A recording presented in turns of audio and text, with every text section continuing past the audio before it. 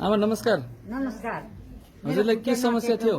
भन्नुहोस् भन्नुहोस्। खुट्टा नटेकेको 2 महिना भएको थियो।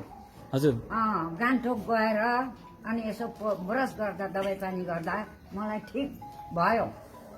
एकै दिनमा निकै ठिक भयो। भोलिपल्ट त निकै कडा भइ गएँ।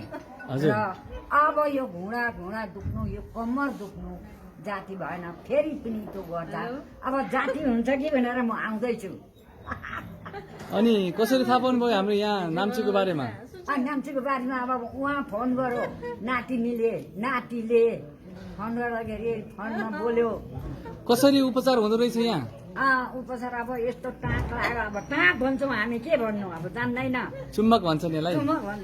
औषधि खानु पर्यो कि नि? हजुर औषधि खानु पर्यो? खानु परेन, खाएन औषधि। चुम्बकले मात्रै भयो? चुम्बकले भयो। अनि यो ब्रस लायो। पैसा खर्च भयो कि नि? कति पैसा खर्च भयो? त्यो 200-400 त हुन्छ नि त। खुसी हुनुहुन्छ हजुर?